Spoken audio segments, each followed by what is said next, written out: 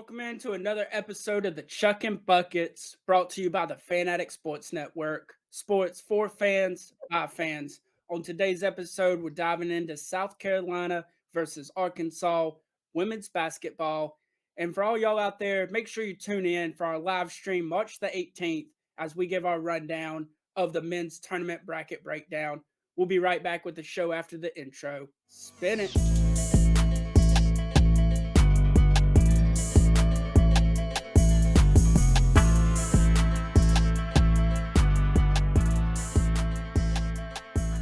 Boy, Coach Chuckin Buckets. You know how we get down, man. Just to let you know, today's episode brought to you by Swipe Fast.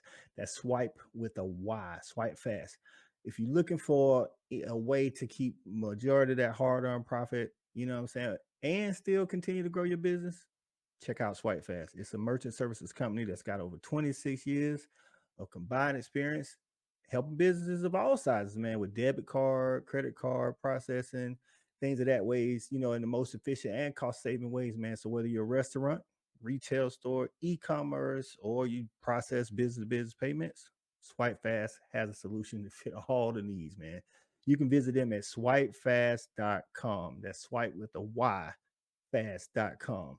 Or you can just call them at 1-800-597-0713. No strings attached, and get you a cost analysis. Don't forget ask about that revolutionary pricing cash discount too, man. It's saved business owners up to 99% of the current processing fees. Let them know Chuckin Bucket sent you, man.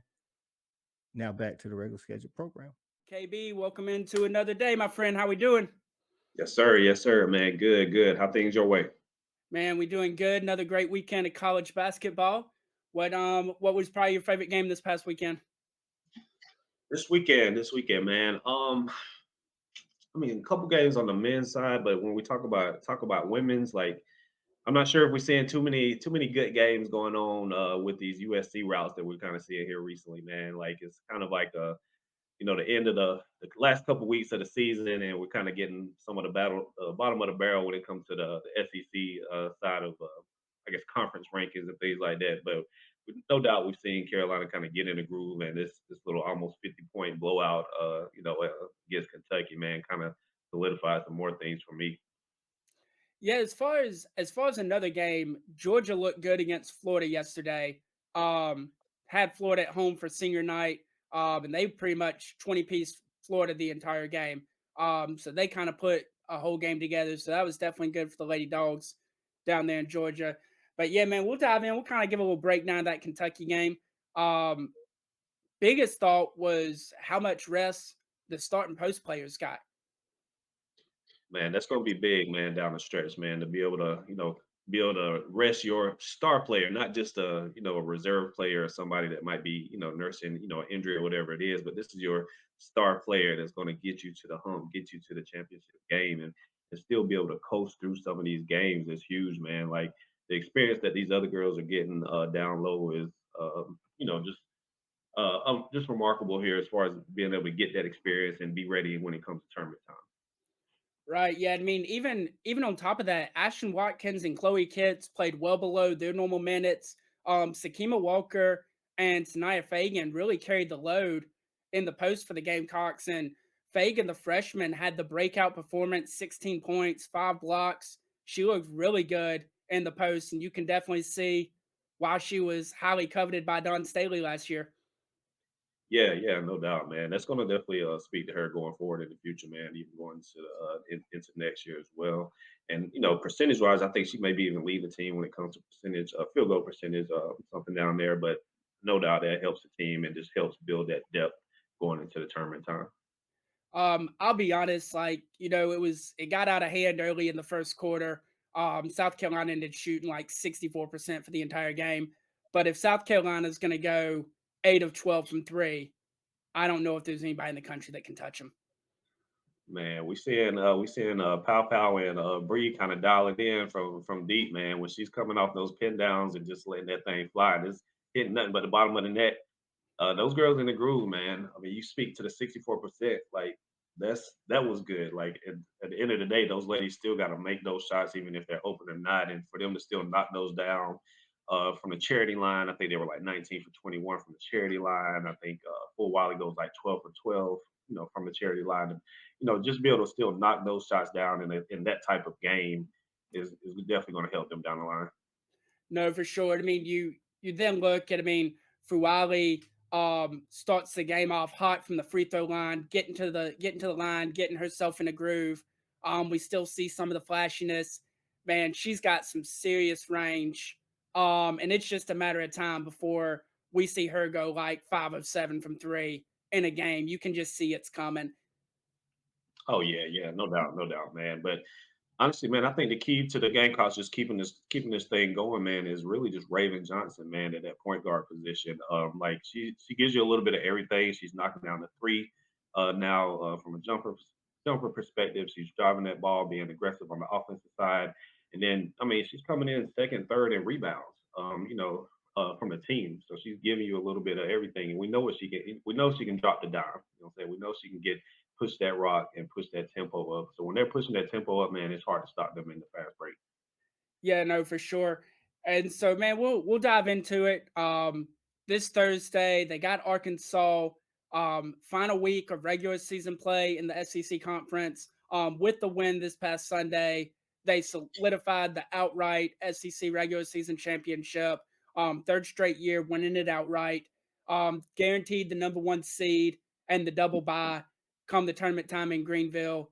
What are you looking for from this Arkansas game as far as whether it's the bench or starters? What's something you're hoping to see? And I'm hopefully we can keep it a little bit more competitive, at least the first half. Unfortunately, I do see another blowout coming on the from the Lady Gamecocks going into this thing, but the depth is just going to be too much for the Arkansas team, man. I mean, even when you kind of spoke about a freshman, the freshmen that they have down there being able to score. They've got a lady down low that can get you about 10 boards, but it's going to take more than that to beat these Lady Gamecocks. Definitely going to take a team effort from their bench, their starters, and being able to be kind of locked in. But the tough thing about them playing Arkansas right now, like the Gamecocks are just in a groove right now. Like every game they've gotten better, whether it's a close win or a blowout win. The scary part is that I don't think we've seen the best of them yet. Is the scary part.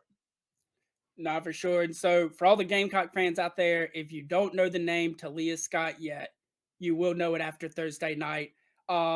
Star freshman for Arkansas. She's the third highest scoring freshman in the country behind Juju Watkins and Hannah Hidalgo.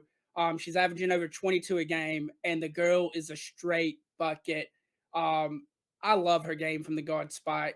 She can create the shot for herself. She moves well without the basketball. She's just a stud, just a go getter. And so I'm very interested to see her against this Gamecock defense and what she can get off for herself. And this is a primetime game for her to get more national media attention because I really think she's kind of underlooked within this freshman class. Maybe not so much in the SEC, but in this freshman class as a whole that's been so star studded, I think her name is skipped by. Yeah, yeah, no, you bring up a good point, man. Anytime another team kind of plays the Gamecocks and it's televised or whatever it might be, like that's an opportunity for the other teams to showcase themselves, right? Like we already knew, even going back to the Tennessee game with Jackson, like we knew she was already good, right? But we seen it on that stage, you know what I'm saying? And I think that kind of improved her draft stock, going into the upcoming draft as well. But who do you see maybe checking Scott here from the Gamecock side? So I think it's gonna really depend on kind of how Arkansas plays their lineup. It's probably going to be a mixture of Pow Pow and Bree Hall, and then obviously Fuwali when she's in the game will probably be on her a good bit. You may even see Raven Johnson switch on to her. I could definitely see it kind of getting like the Paige Beckers or Caitlin Clark treatment, where you just throw a whole bunch of fresh bodies at her and try to make her work and wear her down and make her use her own effort against herself. Yeah, yeah, no doubt. I can definitely see that as well. So definitely a committee type effort going on in there. So definitely a big question in Columbia right now. Carmilla Cardoso sitting out her second straight game. Really kind of hushes the mom. It sounds like they're just resting her because everything's locked up. Um, Look, man, you talking about a college kid. You want to talk about just like a schedule she went through. A couple weeks ago, she played in a game on Sunday afternoon. She immediately hopped on a flight and flew to Brazil. Gets to Brazil, practices Tuesday and Wednesday. They gave her the day to rest on Monday. Practices Tuesday and Wednesday, has a game on Thursday, practices on Friday, has games on Saturday and Sunday, flies back to Colombia. They sit her a day, she practices, and then immediately has a game on Thursday. I mean, just an absolute brutal schedule. Obviously, the body's probably worn down. The excuse we got this past Thursday was she was a little sore after the Georgia game. Do you think this is something more than that? Do you see them resting her against Arkansas, or maybe minute managing her against Arkansas? What do you think Don's going to do with that? Man, I would hope not to keep to keep seeing this going on a couple more games. Like if anything, I'd be okay with like a minute restriction or something like that. But with everything you just listed, no doubt that's like the definition of ball is life, right? Like every day we balling, we traveling, whatever it looks like. And no doubt that takes a toll on the body, especially like when you talk about a post player of that size, right? And being able to rest your knees or get that rest when you can. I mean, they're in a position where they can afford to do that, but at some point, you want to get her back in the groove, get her back in the rhythm of things. Get the rotation back where you think it needs to be with the upcoming tournament, and get those girls gelling again. So hopefully, we do see her in the next game, and we can see the impact she brings to that game. Yeah, that was kind of my thoughts. It's you talk about it, and we see people do it, right? But that's not your norm. What she just experienced isn't what her body's used to, and that's probably why it took a toll. I definitely would like to see her maybe try to get 15. I mean, she probably only plays about 25 minutes, 30 minutes a game anyway. I would definitely like to see Don try to get her out there for maybe 15 to 20 minutes or so against Arkansas. At least have her out there with her roommate Raven Johnson, get that chemistry back flowing. Because that's what you worry. You worry about her getting out of sync, and can she just roll out of bed, step on the court, and go back to dominating? And if she can, there's nothing to worry about for Gamecock fans. But if she shows any signs of rust, she is a pivotal point of what we're going to do to beat other elite teams in the country.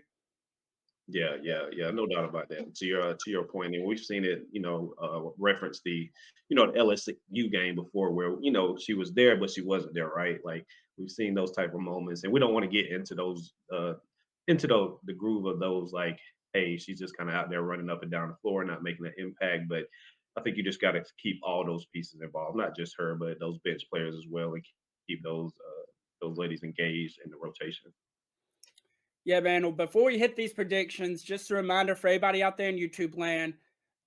Everybody, I'm gonna have KB, Coach I is gonna be back with us. The panel will be all together. Monday, March 18th, we'll be giving you our brackets for the NCAA men's tournament at 8 p.m. Eastern, live on the Fanatic Sports Network. Make sure you tune in. Your boy always has a hot take or two that normally sends me into Crazyville come tournament time, so you definitely don't want to miss that. All right, KB, hit me with your prediction for this game on Thursday night. I do think it's a little closer than the Kentucky game, but maybe by 10 points. I'm saying we don't see the 48-point win. I think we do see them hit the 30 mark though. I do think fourth quarter is going to be a 20-point game, but it's just going to be too much in the end. I do think we see a 30-point win. I do see maybe high 80s, 88, 89, maybe around that, pushing Yeah, pushing 50 on the other side. Yeah. I got you. So for me, it's all about the start. I mean, we've had bad starts all year long, it feels like.